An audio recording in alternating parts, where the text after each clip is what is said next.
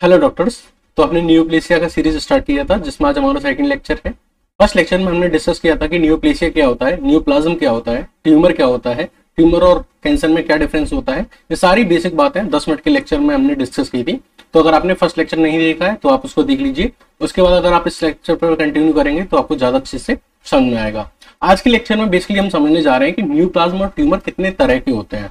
तो उससे पहले मैं आपको छोटा सा रिव्यू और हिंट दे दूं कि न्यूप्लाज्म और ट्यूमर होते क्या है। तो ये सपोज करिए कि आपका कोई टिश्यू है और इस टिश्यू में मान लीजिए ये कोई पर्टिकुलर सेल है, इसके अंदर म्यूटेशन आपको देखने को मिलता है। तो म्यूटेशन होने की वजह से ये सेल जो है ये अनकंट्रोल्ड सेल डिवीजन स्टार्ट करती है। अब इस अनकंट्रोल्ड सेल डिवीजन की वजह से जो प्रोजेनी सेल्स बनती हैं वो भी कैसी होती हैं, म्यूटेटेड होती हैं। तो वो भी अनकंट्रोल्ड सेल डिवीजन शो करती हैं, जिसकी वजह से एक एबनॉर्मल मास क्रिएट होता है। जिस अनकंट्रोल्ड सेल डिवीजन की वजह से क्या होता है, सेल्स का एक एबनॉर्मल मास क्रिएट होता है और उसी को हम क्या बोलते हैं, न्यूप्लाज्म या फिर ट्यूमर बोलते हैं। क्या बोलते हैं, न्यूप्लाज्म या फिर ट्यूमर बोलते हैं। अब ये ट्यूमर कितने तरह के होते हैं, तो बेसिकली 4 तरह के ट्यूमर आज हम पढ़ने वाले हैं। One is benign tumour, second is malignant tumour, ये दोनों मोस्ट कॉमन ट्यूमर है। इसके अलावा हम टेरेटोमा और न्यूज ट्यूमर के बारे में भी स्टडी करेंगे। चलिए आगे बढ़ते हैं और हम अपनी बात स्टार्ट करते हैं बिनाइन ट्यूमर के साथ। जो पहला ट्यूमर है हमारा, तो बिनाइन ट्यूमर वो ट्यूमर्स होते हैं जो लोकलाइज्ड होते हैं। कैसे होते हैं, लोकलाइज्ड होते हैं, स्प्रेड नहीं होते एक साइड से दूसरी साइड पे। कहने का मतलब ये है कि अगर ये कोई पर्टिकुलर टिश्यू या ऑर्गन है और ये इस बिनाइन ट्यूमर से मान लीजिए अफेक्ट हुआ है, तो ये जो ट्यूमर है ये यहीं पे लोकलाइज्ड रहेगा। ऐसा नहीं है कि ये किसी अदर टिश्यू या ऑर्गन को जाके क्या कर दे, अफेक्ट कर दे। ठीक है, तो बिनाइन ट्यूमर जो होते हैं वो लोकलाइज्ड होते हैं, ये स्प्रेड आउट नहीं करते हैं, एक ही जगह पे रहते हैं। क्योंकि ये लोकलाइज्ड है इसलिए इनका जो ट्रीटमेंट है वो पॉसिबल है, ये ऑलमोस्ट क्यूरेबल होते हैं। बहुत रेयर केसेस में ये फेटल होते हैं। हम क्या करते हैं, इनको हम लोकल सर्जरी करके क्या कर देते हैं, रिमूव कर देते हैं, उस साइड से इनको हटा देते हैं जहां पे इनकी ओरिजिन हुई है। और क्योंकि इनका स्प्रेड आउट होने का खतरा नहीं है तो ये ऑलमोस्ट क्यूरेबल है और बहुत रेयरली फेटल होते हैं। ठीक है, अगर अब मैं इनकी नॉमेनक्लेचर की बात करूं, बिनाइन ट्यूमर की नॉमेनक्लेचर की बात करूं, तो ये बहुत इजी होता है। इसमें हम क्या करते हैं कि जिन सेल से बिनाइन ट्यूमर की ओरिजिन हुई है उसके पीछे ओमा लगा देते हैं। जैसे मान लीजिए बोन सेल से मान लीजिए ओरिजिन हुई है तो हम लिख देंगे ऑस्टियोमा, यानी आपको सफिक्स ओमा यूज करना है। क्या करना है, सफिक्स ओमा यूज करना है उन सेल्स के पीछे जिन सेल से इस बिनाइन ट्यूमर की ओरिजिन हुई है। अगर मैं आपको कुछ एग्जांपल बताऊं तो lipoma benign tumour of fat cells, osteoma benign tumour of bone cells, आपको पता है ऑस्टियो वर्ड जो होता है वो बोन्स के लिए होता है। Chondroma benign tumours of cartilage, ठीक है, कॉन्ड्रो वर्ड जो होता है ये किसके लिए यूज होता है, कार्टिलेज के लिए। Fibroma benign tumour of fibrous tissue. तो वेरी सिंपल, जिन सेल से ओरिजिन हो रही है उनके पीछे क्या लगा दो, ओमा लगा दो। तो ये तरीका होता है क्या, बिनाइन ट्यूमर के नॉमेनक्लेचर का। अब देखो जो बिनाइन ट्यूमर होता है, जो बिनाइन ट्यूमर होता है ये 2 सेल्स में हो सकता है, या तो एपिथेलियल सेल्स में हो सकता है या फिर मेसेनकाइमल सेल्स में भी हो सकता है। अब एपिथेलियल सेल्स वो होती हैं जो हमारी बॉडी या इंटरनल ऑर्गन की कवरिंग करती हैं। बॉडी की कवरिंग यानी स्किन, या फिर इंटरनल ऑर्गन की जो कवरिंग होती है, आउटर कवरिंग होती है, उसको कौन करता है, एपिथेलियल सेल्स करती हैं। और जो मेसेनकाइमल सेल्स होती हैं ये बेसिकली क्या करती हैं, हमारी बॉडी में कनेक्टिव टिश्यू का फॉर्मेशन करती हैं, यानी बोन्स, कार्टिलेज, मसल्स, इन सारी चीजों का फॉर्मेशन कौन करता है, मेसेनकाइमल सेल्स करती हैं। मेसेनकाइमल अगर ट्यूमर है, बिनाइन टाइप का ट्यूमर है और कौन सी सेल्स में है, इन मेसेनकाइमल सेल्स में है, तो ये वाला जो ओमा वाला जो रूल्स होता है ये ऑलमोस्ट फिट रहता है। ठीक है, जो एपिथेलियल वाला केस है उसमें कुछ केसेस में ऐसा भी होता है कि ओमा वर्ड ना यूज हो। जैसे एक केस होता है इसमें पॉलिप, अभी हम आगे डिस्कस करेंगे। तो पॉलिप में ओमा नहीं है, पीछे ओमा नहीं है, बट फिर भी ये क्या है, एक बिनाइन ट्यूमर है। तो जो पीछे ओमा लगाने वाली बात है, जिन सेल से ओरिजिन हो रही है उनके पीछे ओमा लगा दो, ये मेसेनकाइमल में तो फिट बैठती है। एपिथेलियल में ओमा लग भी जाता है, कभी कभी कुछ केसेस में नहीं लगता, जैसे पॉलिप वाले केस में। तो मैंने आपको कुछ एग्जांपल दिए थे बिनाइन मेसेनकाइमल ट्यूमर के, लाइक लाइपोमा, ऑस्टियोमा, कॉन्ड्रोमा और फाइब्रोमा। तो आपको बस इतना याद रखना है कि बिनाइन ट्यूमर के नॉमेनक्लेचर में हम क्या करते हैं, जिन सेल से ओरिजिन होती है उनके पीछे ओमा लगा देते हैं। बट कुछ एक्सेप्शन भी है, कुछ जगह पे ये रूल काम नहीं करता है। कुछ एक्सेप्शन है जो आपको याद रखने हैं कि जिन के पीछे ओमा तो लगा हुआ है बट वो बिनाइन ट्यूमर नहीं है, वो बेसिकली क्या है, मैलिग्नेंट ट्यूमर है, कैंसर है। तो ये बहुत इंपॉर्टेंट है, ये बहुत मिसलीडिंग टर्म है, आपको इनको याद रखना है कि इनके पीछे ओमा तो है बट ये बिनाइन ट्यूमर नहीं है, ये कैंसर है। जैसे मैं एग्जांपल बात करूं तो lymphoma, cancer of lymph nodes, lymphatic system, ठीक है, मेलेनोमा, स्किन कैंसर। तो इनके पीछे ओमा तो आ रहा है, इन सबके पीछे क्या आ रहा है, ओमा आ रहा है, बट ये बिनाइन ट्यूमर नहीं है, ये बेसिकली कैंसर है। तो ये मिसलीडिंग टर्म्स है, आपको इनको याद रखना है। Lymphoma, lymph cancer, melanoma, skin cancer, seminoma, testicular cancer, teratoma, is cancer of ovaries, chloroma, blood cancer, acute myeloid leukaemia, ये सारे जो है इनके पीछे ओमा आ रहा है, but these are not benign tumours, these are cancers. तो अब तक हमने आपको क्या बताया, बिनाइन ट्यूमर्स क्या होते हैं, वो जो लोकलाइज्ड होते हैं, दूसरी जगह नहीं जाके फैलते। इनका नामकरण कैसे करेंगे, जिन सेल्स के पीछे ओरिजिन हो रही, जिन सेल्स से ओरिजिन हो रही है उनके पीछे ओमा लगा दो। ठीक है, दो तरह की सेल्स में फ्रिक्वेंटली अकरिंग होते हैं, epithelial cells, mesenchymal cells. Mesenchymal के सेल्स में ओमा वाला कंसेप्ट क्लियर है। ठीक है, एग्जांपल लाइपोमा, ऑस्टियोमा, कॉन्ड्रोमा वगैरह वगैरह। ठीक है, कुछ एक्सेप्शन है जो आपको जरूर याद रखने हैं। ठीक है, अच्छा मैंने आपको बताया था कि मेसेनकाइमल के अलावा एपिथेलियल सेल्स में भी हमको ये बिनाइन ट्यूमर देखने को मिलता है। तो यहां हम ओमा वर्ड भी यूज करते हैं, बट कुछ केसेस में ओमा नहीं लगता है, जैसे कि पॉलिप वाला केस। ठीक है, इसको हम डिस्कस करते हैं। तो एपिथेलियल सेल्स में जब बिनाइन ट्यूमर होता है तो उसका नोमेनक्लेचर कैसे करें, तो इसमें हम काफी सारी चीजें देखते हैं। एक तो हम उस ट्यूमर का माइक्रोस्कोपिक पैटर्न देखते हैं, दूसरा उसकी सेल्स ऑफ ओरिजिन देखते हैं, और दूसरा उसका मैक्रोस्कोपिक आर्किटेक्चर। ये तीन चीजें देखते हैं। ठीक है, मैंने आपको बताया था कि जो बिनाइन ट्यूमर है वो दो तरह की सेल्स में होगा, एक तो मेसेनकाइमल और एक एपिथेलियल। मेसेनकाइमल जो कनेक्टिव टिश्यू बनाएंगी, लाइक बोन, मसल्स, कार्टिलेज वगैरह, इनका नोमेनक्लेचर सिंपल था, पीछे ओमा लगा दो, क्या लगा दो, ओमा लगा दो। अब हम बात कर रहे हैं बिनाइन ट्यूमर किसके अंदर, एपिथेलियल सेल्स के अंदर। तो इनके पीछे भी ओमा लग जाता है, बट कुछ केसेस में नहीं लगता। तो वही हम डिस्कस करने जा रहे हैं। तो इनका जो नोमेनक्लेचर है उसमें एपिथेलियल सेल्स का जो नोमेनक्लेचर है, इनके लिए एपिथेलियल सेल्स में जब बिनाइन ट्यूमर होता है तो उसके अगर हम नोमेनक्लेचर की बात करें तो उसमें हमें तीन चीजें देखनी पड़ती हैं, माइक्रोस्कोपिक पैटर्न के बेसिस पे, सेल्स के ओरिजिन के बेसिस पे, और मैक्रोस्कोपिक आर्किटेक्चर के बेसिस पे। अगर मान लीजिए अगर आपको कहीं एडिनोमा वर्ड देखने को मिल रहा है, क्या देखने को मिल रहा है, एडिनोमा, तो आप एक बहुत इंपॉर्टेंट बात बता रहा हूं, ध्यान रखिएगा। अगर कहीं भी ग्लैंडुलर एपिथेलियम में बिनाइन ट्यूमर हो रहा है, कहां पे, ग्लैंडुलर एपिथेलियम में बिनाइन ट्यूमर हो रहा है। अब ग्लैंडुलर एपिथेलियम में ट्यूमर होगा तो ये जरूरी नहीं है कि ग्लैंड ही बने, ग्लैंड बन भी सकता है और नहीं भी बन सकता। बस आप ये ध्यान रखना, अगर कहीं एडिनोमा वर्ड आ रहा है तो आप ये चीज ध्यान रखना कि या तो ग्लैंडुलर एपिथेलियम में क्या हो रहा है, बिनाइन ट्यूमर हो रहा है, या कोई और tissue, other tissue glandular structure में कन्वर्ट हो रहा है। कीप इन योर माइंड, बहुत इंपॉर्टेंट है, कई जगह आएगा। एडिनोमा कहां यूज करते हैं हम, जब या तो ग्लैंडुलर एपिथेलियम में क्या हो, बिनाइन ट्यूमर हो। दोबारा सुनो, ग्लैंडुलर एपिथेलियम में क्या हो, बिनाइन ट्यूमर हो। अब जब ग्लैंडुलर एपिथेलियम में बिनाइन ट्यूमर हो रहा है तो ये जरूरी नहीं है कि ग्लैंड बने, नहीं भी बन सकता है, यानी दोनों केसेस हैं, मे और may not form the gland. दूसरी चीज क्या है, कोई और टिश्यू जो है वो ग्लैंडुलर स्ट्रक्चर में जाके कन्वर्ट हो रहा है। ठीक है, दोनों ही केसेस में एडिनोमा वर्ड यूज हो जाता है। I repeat again, glandular epithelium में बिनाइन ट्यूमर हो जाए तो हम एडिनोमा वर्ड यूज करेंगे। दूसरा, कोई अदर स्ट्रक्चर ग्लैंडुलर स्ट्रक्चर में कन्वर्ट हो जाए तभी भी हम एडिनोमा वर्ड यूज करेंगे। ठीक है, लेकिन किसके द्वारा, बिनाइन ट्यूमर के द्वारा, यानी बिनाइन ट्यूमर के द्वारा कोई अदर स्ट्रक्चर ग्लैंडुलर स्ट्रक्चर में कन्वर्ट हो जाता है तभी भी हम एडिनोमा वर्ड यूज करेंगे। दूसरा,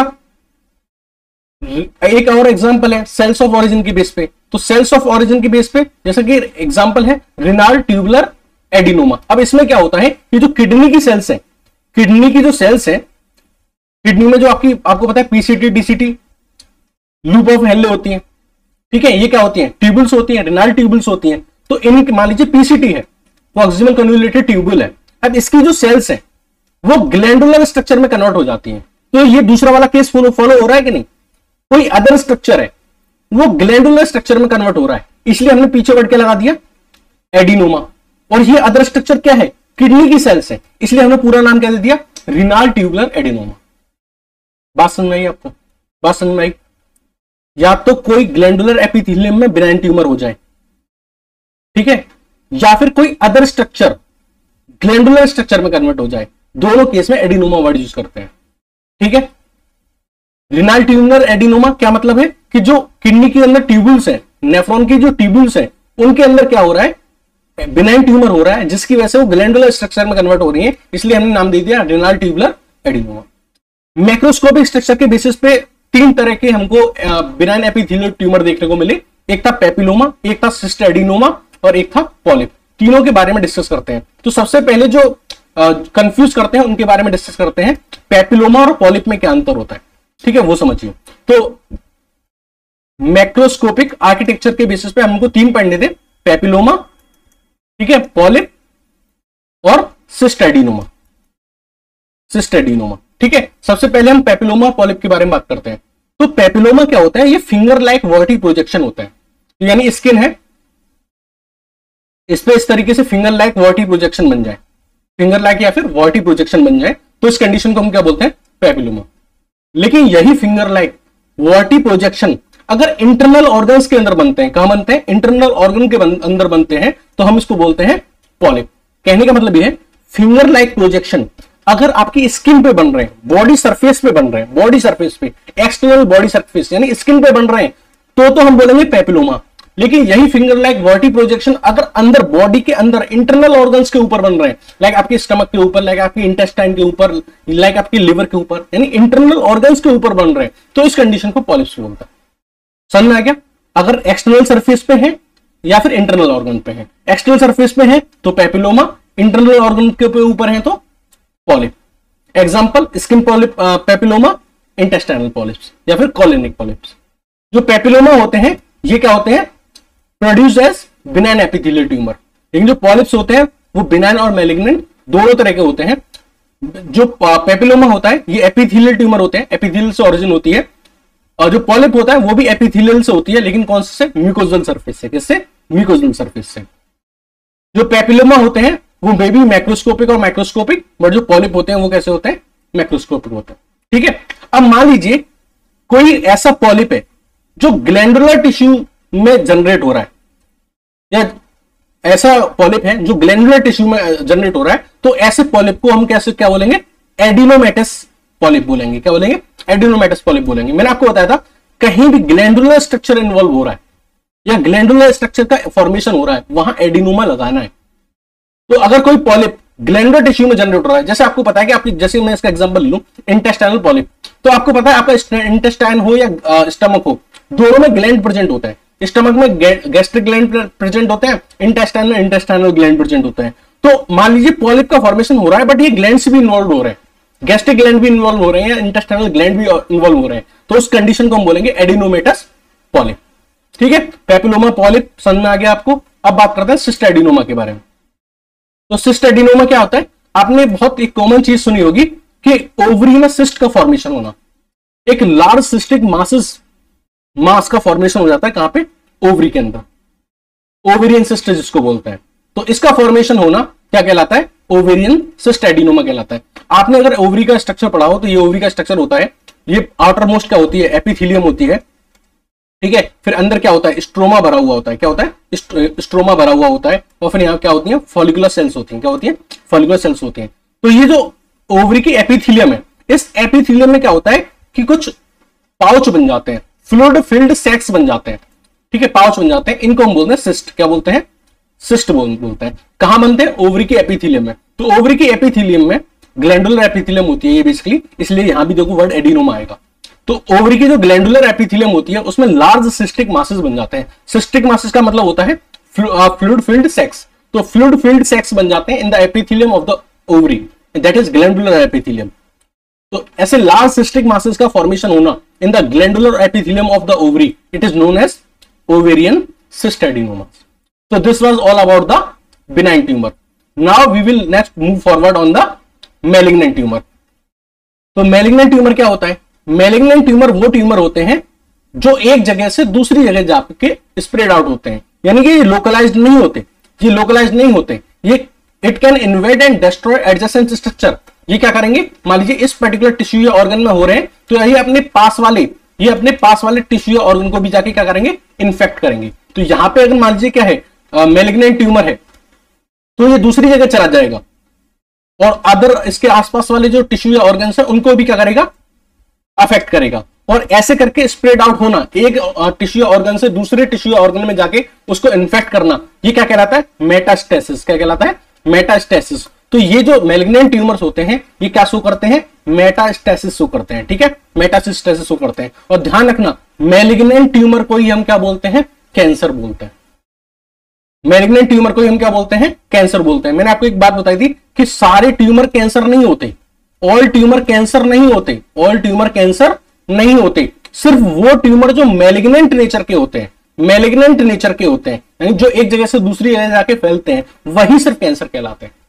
बिनाइन ट्यूमर कैंसर नहीं होते, मैलिग्नेंट ट्यूमर कैंसर होते हैं।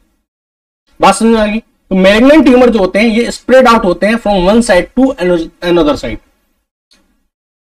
और क्योंकि ये पूरी बॉडी में फैल सकते हैं तो इनसे डेथ होने की चांसेस ज्यादा होती है। They may be fatal more frequently as compare to benign tumour. ठीक है, अगर आप इनको अर्ली डिस्कवर कर लोगे, पहले पता कर लोगे, तो इनका ट्रीटमेंट पॉसिबल है भाई, सर्जरी, कीमोथेरेपी और रेडिएशन थेरेपी। बट एक बार ये फैल जाते हैं, पूरी बॉडी में स्प्रेड आउट हो जाते हैं, तो फिर ये क्या करते हैं, रेड फ्लैग देने लगते हैं, इनसे डेथ होने के चांसेस काफी ज्यादा होते हैं। और आप जानते हैं cancer is the second most leading cause of the death in the whole world. Now we will discuss about the nomenclature of malignant tumour. Malignant tumour का नोमेनक्लेचर कैसे करेंगे ये हम समझते हैं। तो इससे पहले मैंने आपको बताया था बिनाइन ट्यूमर के नोमेनक्लेचर के बारे में। तो वहां मैंने आपको बताया था कि जिन सेल से ओरिजिन होगी, जिन सेल से ओरिजिन होगी उसके पीछे आप क्या लगा दीजिए, ओमा लगा दीजिए, तो ये क्या हो जाएगा, नोमेनक्लेचर ऑफ बिनाइन ट्यूमर्स। लेकिन अब हम समझते हैं नोमेनक्लेचर ऑफ मैलिग्नेंट ट्यूमर। तो मैलिग्नेंट ट्यूमर के नोमेनक्लेचर को समझने से पहले हमें यह समझना पड़ेगा कि इस मैलिग्नेंट ट्यूमर की ओरिजिन कहां से हुई है।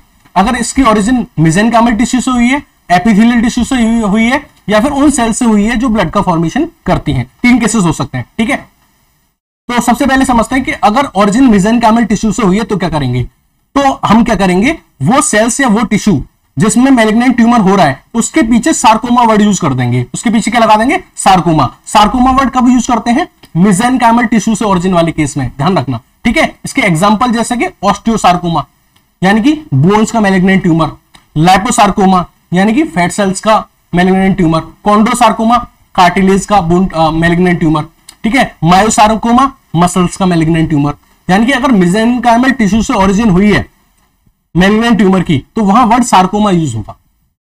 ठीक है, एग्जांपल मैंने आपको दे दिए। अब मसल्स का केस देख लेते हैं। अगर मसल्स के अंदर मैलिग्नेंट ट्यूमर है तो हम उसको क्या बोलेंगे, मायोसार्कोमा। लेकिन मसल्स दो तरह की, एक तो स्मूथ मसल और एक स्केलेटल मसल। तो अगर स्मूथ मसल के अंदर सार्कोमा देखने को मिल रहा है तो उसको हम बोलेंगे लियोमायोसार्कोमा, और अगर स्केलेटल मसल के अंदर आपको सार्कोमा देखने को मिल रहा है तो उसको हम बोलेंगे रैप्डोमायोसार्कोमा। ठीक है, तो ये तो हमने डिस्कस किया कि अगर मेसेनकाइमल टिश्यू से ओरिजिन हो रही है तो आप वर्ड कौन सा यूज करिए, सार्कोमा यूज करिए। क्या यूज करिए, सार्कोमा यूज करिए। अब हम दूसरा केस देख लेते हैं। अगर एपिथेलियल टिश्यू से ओरिजिन हुई है, अगर किससे हुई है, एपिथेलियल टिश्यू से ओरिजिन हुई है, तो हम वर्ड यूज करते हैं कार्सिनोमा। क्या वर्ड यूज करते हैं, कार्सिनोमा। लेकिन ध्यान रखिएगा, हम उसी एपिथेलियल टिश्यू को काउंट करेंगे जिसकी ओरिजिन किसी एक जर्म लेयर से हुई है, यानी या तो एक्टोडर्म से हुई है, या मेसोडर्म से हुई है, या फिर एंडोडर्म से हुई है। आई रिपीट अगेन, अगर ओरिजिन एपिथेलियल टिश्यू से हुई है तो हम वर्ड यूज करेंगे कार्सिनोमा। क्या वर्ड यूज करेंगे, कार्सिनोमा। लेकिन ये वर्ड तभी यूज करेंगे जब वो एपिथेलियल टिश्यू किसी सिंगल जर्म लेयर से मिलकर बना है, या तो एक्टोडर्म से, या मेसोडर्म से, या एंडोडर्म से। ठीक है, अब इसके एग्जांपल ले लेते हैं, और एपिथेलियल टिश्यू से ओरिजिन वाले के एग्जांपल ले लेते हैं। एग्जांपल है स्क्वेमस सेल कार्सिनोमा। तो ये क्या है, tumour cells resemble to the stratified squamous epithelium. अब देखो स्क्वेमस सेल कार्सिनोमा में क्या होता है कि जो कोई भी टिश्यू होता है उसकी जो सेल्स होती हैं वो किस में कन्वर्ट हो जाती हैं, स्क्वेमस एपिथेलियम में कन्वर्ट हो जाती हैं। ठीक है, तो it is squamous cells carcinoma. अब एक है एडिनोकार्सिनोमा। अब देखो एडिनो वर्ड जहां भी आ जाए, मैंने आपको बहुत इंपॉर्टेंट बात बताई थी बिनाइन ट्यूमर वाले केस में कि अगर या तो किसी ग्लैंडुलर एपिथेलियम में क्या हो रहा है, बिनाइन ट्यूमर हो रहा है, या फिर कोई अदर स्ट्रक्चर किस में कन्वर्ट हो रहा है, ग्लैंडुलर स्ट्रक्चर में कन्वर्ट हो रहा है, तो वर्ड वहां पे कौन सा यूज हो जाता है, एडिनो। तो एडिनोकार्सिनोमा यानी किसी ग्लैंडुलर एपिथेलियम में क्या हो रहा होगा, मैलिग्नेंट ट्यूमर हो रहा होगा। तो malignant neoplastic epithelial cells grow in the glandular pattern. या तो किसी ग्लैंडुलर एपिथेलियम में मैलिग्नेंट ट्यूमर हो रहा होगा, या फिर कोई अदर स्ट्रक्चर मैलिग्नेंट ट्यूमर होके ग्लैंडुलर स्ट्रक्चर में कन्वर्ट हो रहा होगा, तो उस केस को हम क्या बोलते हैं, एडिनोकार्सिनोमा बोलते हैं। लेकिन जब हम कार्सिनोमा वर्ड तभी यूज करते हैं जब ओरिजिन जो है एपिथेलियल टिश्यू की वो सिंगल जर्म लेयर से हो। मैंने आपको बताया था या तो एक्टोडर्म से, या मेसोडर्म से, या एंडोडर्म से। एक्टोडर्मली भी हो सकती है एपिडर्मिस से, मेसोडर्मली हो सकती है रेनाल ट्यूब्यूल से, और एंडोडर्मली हो सकती है जीआईटी। ठीक है से, ठीक है, तो ये मैंने एग्जांपल भी दे दिए हैं। अच्छा, अब तीसरा केस हम डिस्कस कर लेते हैं। हमने मेसेनकाइमल से डिस्कस कर लिया, कनेक्टिव मेसेनकाइमल से डिस्कस कर लिया। हमने कनेक्टिव टिश्यू से डिस्कस कर लिया। अब हम बात करते हैं कि अगर मान लीजिए मैलिग्नेंट ट्यूमर उन सेल्स के अंदर हो रहा है जो ब्लड का फॉर्मेशन करती हैं। अगर आपने बोन मैरो की स्टडी करी हो तो बोन मैरो में कुछ सेल्स होती हैं जिनको हम बोलते हैं प्लूरिपोटेंट स्टेम सेल्स। क्या बोलते हैं? Pluripotent stem cells. ठीक है, अभी प्लूरिपोटेंट स्टेम सेल्स होती हैं, इनसे हमारी ब्लड सेल्स बनती हैं। क्या बनती है? ब्लड सेल्स बनती हैं। तो अगर इनके अंदर कैंसर हो रहा हो या फिर इनकी जो सक्सेसर सेल्स होती हैं जैसे लिम्फॉइड सेल्स या फिर माइलॉइड सेल्स, तो या फिर प्लूरिपोटेंट स्टेम सेल्स में मैलिग्नेंसी हो रही है या फिर उसकी जो सक्सेसर सेल्स हैं लाइक लिम्फॉइड और माइलॉइड सेल्स में अगर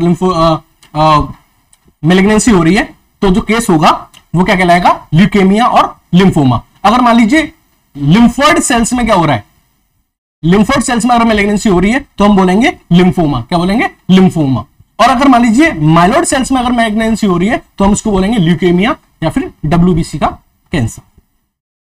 ओके, इतनी बात समझ में आ गई। तो हमने मैलिग्नेंट ट्यूमर का नॉमेनक्लेचर खत्म कर लिया। अब एक इंपॉर्टेंट चीज है, आपको डिफरेंस समझ में आना चाहिए कैंसर, कार्सिनोमा और ट्यूमर के बीच में।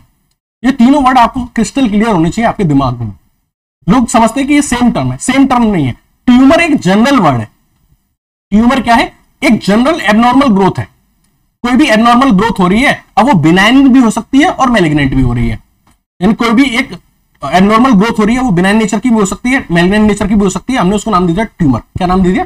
ट्यूमर नाम दे दिया। अच्छा, कैंसर कब बोलेंगे? जब ये ट्यूमर मैलिग्नेंट नेचर का हो तब इसको कैंसर बोलेंगे। बात समझ में आ गई? ट्यूमर क्लियर हो गया। Any growth, any growth, any abnormal growth, any abnormal growth, ये बिनाइन भी हो सकती है, मैलिग्नेंट भी हो सकती है। लेकिन अगर ये ट्यूमर मैलिग्नेंट है तभी हम इसको क्या बोलेंगे? कैंसर बोलेंगे। तो ट्यूमर और कैंसर क्लियर हो गए। अब बात करते हैं कार्सिनोमा के अंदर। कैंसर में भी वो केस जहां ऑरिजिन एपिथेलियल टिश्यू से हो, किससे हो? एपिथेलियल टिश्यू से हो, तो हम उसको क्या बोलेंगे? कार्सिनोमा बोलेंगे। तो आपको कैंसर, कार्सिनोमा, ट्यूमर तीनों वर्ड क्लियर होने चाहिए। तो हमने आपको टोटल 4 तरह के ट्यूमर्स पढ़ाने थे। जो 2 मोस्ट कॉमन थे वो हमने आपके साथ डिस्कस कर लिए। हमने आपके साथ बिनाइन ट्यूमर डिस्कस कर लिया, हमने आपके साथ मैलिग्नेंट ट्यूमर डिस्कस कर लिया। अब हमको आपके साथ डिस्कस करना है टेरोटोमा एंड मिक्स्ड ट्यूमर।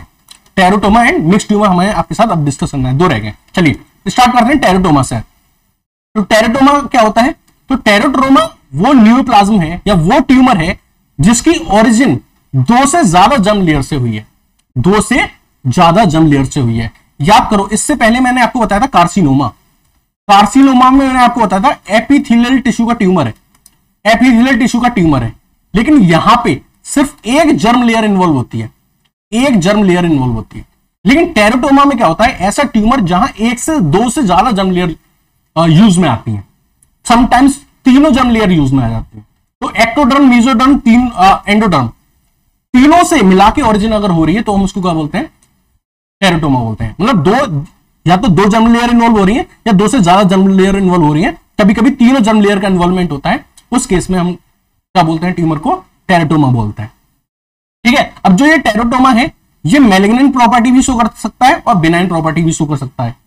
जब ये टेरोटोमा इमेच्योर स्टेट में होता है then it show malignant property, और जब ये टेरोटोमा मैच्योर स्टेट में होता है it shows the benign properties. Teratoma जब इमेच्योर स्टेट में होता है इट शो मैलिग्नेंट प्रॉपर्टी, और टेरोटोमा जब मैच्योर स्टेट में होता है it show the benign property. अगर मैं इसका एक एग्जांपल दूं आपको तो वो है dermoid cyst. Very famous example is dermoid cyst, it's also known as ovarian cystic teratoma. इसमें क्या होता है? जैसे आप ओवरी, ये आपके सामने ओवरी है, आप इस ओवरी का कट सेक्शन करेंगे तो आपको देखेगा कि ओवरी के अंदर आपको टफ हेयर्स, बालों का गुच्छा देखने को मिल सकता है। अब आप सरप्राइज हो रहे होंगे कि ओवरी के अंदर बालों का गुच्छा देखने को मिल सकता है, ओवरी के अंदर टीथ देखने को मिल सकते हैं, ओवरी के अंदर बोन्स देखने को मिल सकती हैं। तो ये सारी चीजें जो अलग अलग जर्म लेयर से ओरिजिनेट होती हैं, ये सारी चीजें ओवरी के अंदर कैसे हो सकती हैं? तो अगर मैं इसके रूट कॉज पे जाऊं तो होता क्या है कि मान लीजिए ओवरी है, ठीक है, यहां ये एपिथेलियल टिश्यू होता है, स्ट्रोमा होता है और फॉलिकुलर सेल्स होती हैं। तो कभी कभी क्या होता है कि जो एम्ब्रियोनिक डेवलपमेंट जब हो रहा था इस गर्ल का, तो इसकी कुछ स्टेम सेल्स थी या जो टोटीपोटेंट सेल्स थी या जो स्टेम सेल्स थी वो कुछ ओवरी में रह गई थी और वो ओवरी में जाके एक्टिवेट हो जाती हैं। तो मैंने आपको क्या बताया, एम्ब्रियोनिक डेवलपमेंट के टाइम पे जो टोटिपोटेंट सेल्स थी या स्टेम सेल्स थी वो कुछ ओवरी में रह गई थी और वो एक टाइम पे आके ओवरी में एक्टिवेट हो गई, और एक्टिवेट हो गई तो वो पूरी बॉडी का बर्थ देने की कोशिश कर रही हैं, क्योंकि वो स्टेम सेल्स हैं, वो किसी भी टिश्यू में कन्वर्ट हो सकती हैं। तो हमने देखा कि ये टोटिपोटेंट स्टेम सेल्स या तो ओवरी के अंदर टफ्ट ऑफ हेयर्स बनाते हुए दिखती हैं, या टीथ बनाते हुए दिखती हैं, या बोन्स बनाते हुए दिखती हैं। तो ये सारे स्ट्रक्चर हमको देखने को मिलते हैं, सिस्ट का फॉर्मेशन देखने को मिलता है, कैविटी का फॉर्मेशन देखने को मिलता है, ठीक है। तो इस कंडीशन को हम क्या बोलते हैं, डर्मोइड सिस्ट बोलते हैं। यहां पे टफ्ट ऑफ हेयर को आप एग्जामिन कर पा रहे होगे, this is tuft of hair, this okay in the cavity, that is called dermoid cyst. Okay, यहां पे आपको एक प्रोट्यूबरेंस देखने को मिल सकता है जिसको हम बोलते हैं रॉकीटेंस्की प्रोट्यूबरेंस। अब ये रॉकीटेंस्की प्रोट्यूबरेंस जो होता है, हम इसको कट करके देखते हैं, इसके अंदर भी कैंसर यानी मैलिग्नेंसी हो भी सकती है और नहीं भी हो सकती है। So this was all about the teratoma where the origin of tumour is from more than or equal to 2 germ layers. Now next talking about the last, that is mixed tumor. Mixed tumour में क्या होता है कि जो हमारी एक single neoplastic cells होती है, जो हमारी एक सिंगल नियोप्लास्टिक सेल्स होती है, वो क्या करती है कि डिफरेंट डिफरेंशिएशन शो करती है, यानी डाइवर्जेंट डिफरेंशिएशन शो करती है। मैं इसको आपको एक एग्जांपल से समझाऊंगा। इसमें क्या होता है कि जो हमारी सिंगल नियोप्लास्टिक सेल्स होती है वो डाइवर्जेंट डिफरेंशिएशन शो करती है, यानी कि मान लीजिए क्या हुआ कि ये आपकी एक सिंगल सेल थी, इसके अंदर आपको क्या देखने को मिला, म्यूटेशन देखने को मिला, और इस म्यूटेशन होने की वजह से अब ये जो नियोप्लास्टिक सेल्स है ये क्या करती है, ये एपिथेलियल टिश्यू का जन्म भी दे रही है, ये मेसेनकाइमल टिश्यू को भी जन्म दे रही है, और ये ब्लास्टिमल टिश्यू को भी मान लीजिए बर्थ दे रही है। यानी एक सिंगल नियोप्लास्टिक सेल के अंदर म्यूटेशन होने की वजह से ये डिफरेंशिएट हो रही है into the epithelial tissue, mesenchymal tissue, blastemal tissue, ठीक है। इसका एक एग्जांपल है mixed tumour of salivary gland, और सैलिवरी ग्लैंड में भी जो मोस्ट कॉमन होता है वो है पैरोटिड ग्लैंड। इसको हम दूसरे वर्डों में कहते हैं प्लियोमॉर्फिक एडिनोमा और बिनाइन मिक्स्ड ट्यूमर।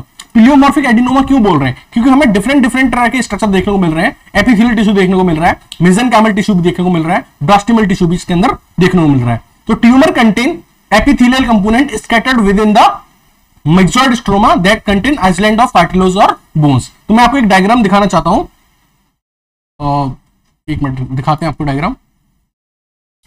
तो ये आप जो डायग्राम देख रहे हैं इसमें सामने, ये बेसिकली, तो here you can appreciate the presence of both epithelial component, myo epithelial cells in the mixed tumour. तो ये मिक्स्ड ट्यूमर है, यहाँ पे आपको एपिथेलियल कंपोनेंट और मायो एपिथेलियल कंपोनेंट दोनों साथ साथ देखने को मिल रहे हैं। Other example of mixed tumour की अगर हम बात करें तो वो है विल्म्स ट्यूमर, और it is also known as nephroblastoma. अब इस केस में आपको देखने को मिलेगा कि इस केस में एपिथेलियल कंपोनेंट, मेसेनकाइमल कंपोनेंट के साथ साथ ब्लास्टिमल कंपोनेंट यानी एम्ब्रियोनिक कंडीशन वाला जो कंपोनेंट होता है वो भी प्रेजेंट देखने को मिलता है। क्योंकि इसमें तीनों कंपोनेंट प्रेजेंट होते हैं, इसलिए हम इसको बोलते हैं ट्राइफेजिक ट्यूमर, और ये बेसिकली हमें देखने को मिलता है in the kidney of kids. तो हमने ऑल 4 टाइप के ट्यूमर्स के बारे में बेसिकली डिस्कस कर लिया था।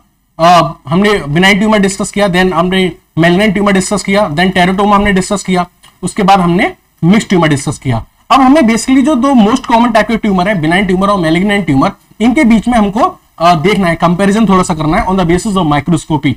तो अगर हम बिनाइन ट्यूमर और मैलिग्नेंट ट्यूमर में कंपैरिजन करें तो बिनाइन ट्यूमर जो होता है वो वेल सर्कमस्क्राइब्ड और एनकैप्सुलेटेड होता है, यानी कि इसकी क्लियर बाउंड्रीज होती हैं। बिनाइन ट्यूमर कहां फैला हुआ है इसकी प्रॉपर क्लियर बाउंड्रीज होती हैं, बट मैलिग्नेंट ट्यूमर की ऐसी कोई क्लियर बाउंड्री नहीं होती।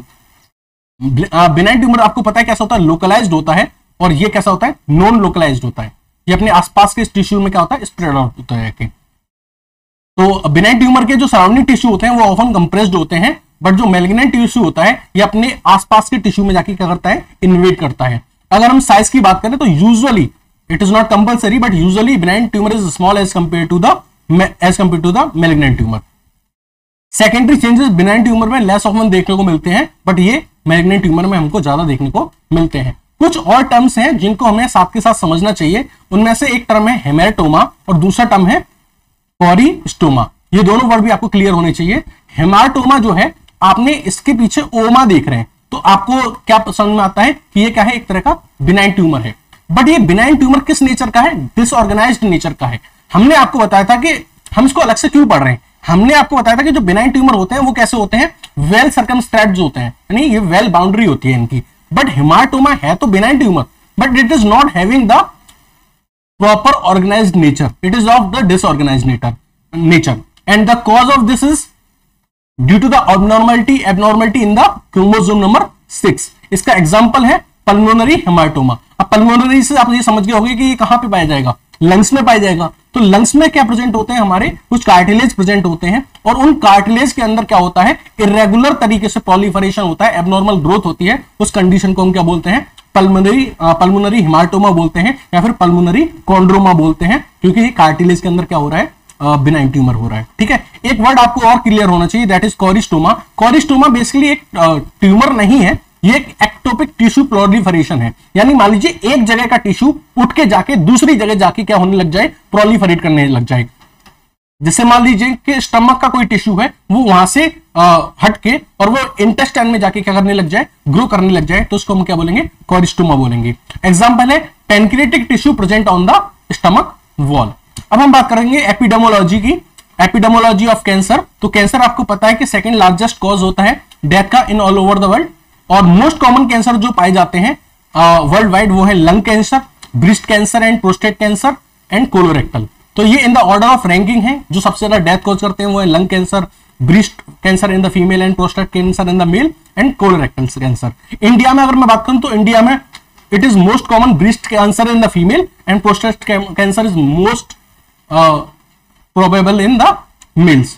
मोस्ट कॉजेज मतलब सबसे ज्यादा होता है. ठीक है, तो यहां हमने डिस्कस करे हैं एपिडेमोलॉजी के बारे में. इसके बाद ये एक चार्ट दे रखा था रोमेंस पैथोलॉजी में, जहां डिफरेंट बिनाइन ट्यूमर और मैलिग्नेंट ट्यूमर का नॉमेनक्लेचर किया गया है. आप इस चार्ट को देख लीजिएगा. ठीक है, बाकी हमने इसका क्लासिफिकेशन कंप्लीट कर लिया है. Thank you and have a nice day.